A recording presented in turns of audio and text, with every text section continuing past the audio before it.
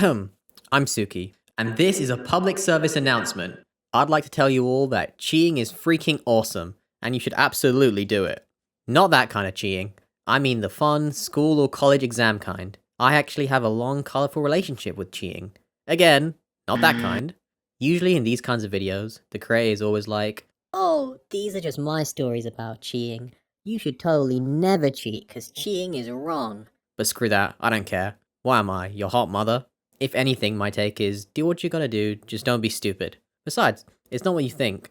I've been cheated off of way more than the other way around. So back in my school days, I held the coveted title of the Asian Kid, which meant that I was the kid trying way too hard to get the best grades possible. And so when it was test time, kids in class would literally be arguing to sit next to me. Is this how hot girls feel? Did I know they were just using me for my answers? Yup.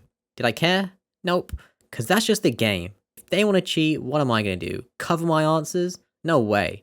Hell, I'd even go the extra mile sometimes. If I like the person next to me enough, I'd turn my page to the same page they were on and take my hands clean off the paper so they could see it better. But what about all the work you did to study? Sure, but someone else copying me doesn't change what I get. But what if the teacher realizes that both of you have the same answers? Yeah, and who's the teacher gonna think copied who? This isn't a Disney sitcom. In that situation, it's pretty obvious what happened. I've carried people next to me through entire classes, and I take pride in that. It actually inspired me to study harder, given that a whole other person was depending on me knowing what the freak the answers were. I was like a pregnant mum. Oh, I'm studying for 2, actually. And so, when it was my turn to sneak a peek, I never felt bad. I was just getting back what I'd given out to so many people before. Because like I said, I've been on both sides. I've done my fair share of cheating too. So the way schools work in the UK is that you apply to university based on the grades your school predicts you. So if the school thinks that you're going to get all A's, then you can apply to any college that requires all A's.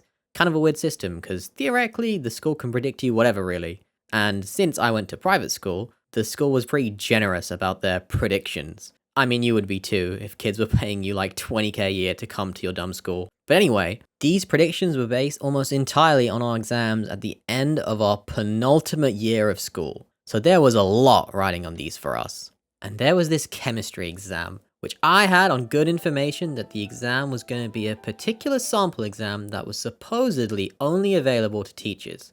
But I got told by some of the older kids that it was possible to find if you looked online hard enough. And so I was faced with a choice. Revise for the exam like a normal person, and probably do fine myself, or gamble everything to spend hours digging for answers that may or may not exist the night before the exam, so I could guarantee that the whole team cooks.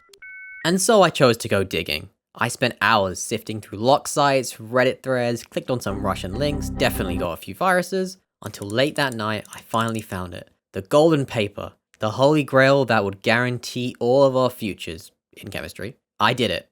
I went to sleep, woke up the next day, and gave the paper to all my friends at school. I have never walked into an exam room with that much confidence.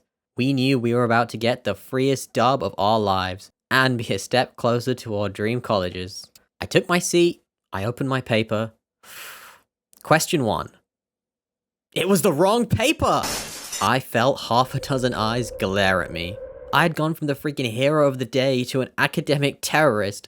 And what's worse, the exam was so hard. Nobody did well, and it was all my fault. Luckily for me, chemistry had 2 exams, so your grade was made up of the average of what you got on both, meaning I still had a chance to save myself. The first exam should have scared me straight. Like, okay, never again. Lesson learned. No more cheating. It's the straight and narrow from here on out. It was time for me to buckle down and really hit the books. However, I'd seen part 1, so finding part 2 would be easier. I'd know for sure if it was the right exam if part 1 in the set matched the paper I'd just bombed. And besides, I owed it to everyone I let down, to give them what I promised. So I doubled down. I spent all night again digging through student forums, trying to track down part 2 to this evil exam, desperately trying to find a way to redeem myself. And this time, I got it right. It was the right exam. So I went to sleep peacefully that night. I woke up, went to school, promised everyone that this time it was the real thing, and sat down and aced the exam. I finished an hour early and actually had to stop myself from getting 100%. And just like that, I was back to being the hero again. I remember I got like 68% in the first exam and 95% in the second. So, moral of the story is cheating is great and everyone wins in the end. I don't think it was, Suki. Other than that whole mess, I've done it all. I've passed answers onto people's desks, written answers on a water bottle. I've even done those online aptitude tests that jobs ask you for when you apply to them. Yeah, I'm out here helping people get employed. Besides, cheating nowadays is so easy. Now you just ask ChatGPT to do your paper for you on the impact of Chinese gilfs on the fall of the Ming Dynasty. So boring. Like, come on, where's the skill in that? The finesse. Cheating is an art form, and one of the more fun techniques I developed was back when I got assigned a huge research project at school. It was for one of our official grades, and it was like 4,000 words and at least 20 unique sources, which as a teenager is basically like being asked to write a novel. And the school was really big on the whole citing sources part, which sounds normal, but they meant for everything. Like, I could not explain a reason something happened if it was not backed up by a source, even if it was something I'd literally been taught in class. Do you have a source for that? You taught us this last week. Gotta have a source for evidence. My source literally could not be. I made it the fuck up. But the problem was, my essay was on some niche crap about like the frigging science of esports. Oh my god. And a bunch of my best sources were just written by anonymous people, which we were not allowed to use as a citation had to have the author's name and the thing they said, which was bullshit, might I add. I'll have you know, teacher, that the random article I found on the Daily Motion forums, written by a man from Uzbekistan, has more knowledge in it than all of these Western textbooks combined. Get the out of my class. So, to get around this problem, I created a fake author, Brian Gillingham, a name I created taking inspiration from Brian Griffin because I remember he liked to write in Family Guy. Yes, this was my 15-year-old brain working at full capacity. And so, whenever I needed a fake source for any paper throughout school and even university, I would use Brian Gillingham. This guy was an expert in physics, history, business, you name it.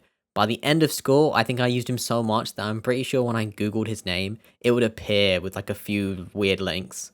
But I haven't used him in a while, so that doesn't happen anymore. What? He's a real guy? Is this AI?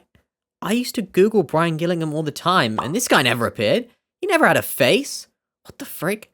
Did I manipulate reality and make my fake author manifest as a real person? Well, I guess it's not cheating then.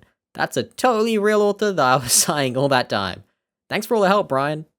Look, I know that it's not really a good thing to cheat at school or college, and getting caught would be bad, so don't go and do something stupid just because you heard me talk about it. And despite this video, I totally played fair for like 98% of the exams I've done in my life. So, you know, play fair too. Most of the time. Hey, thanks for watching the video. I think this is the first ever actual story that I've told, so yeah, for me. Maybe not the best one to start with, saying how great it is to cheat, but you know, I'm mostly joking. If you're interested, my real human opinion on this is in the description. TLDR, what can I say? The game is the game. Anyway, goodbye forever now. Bye. See ya.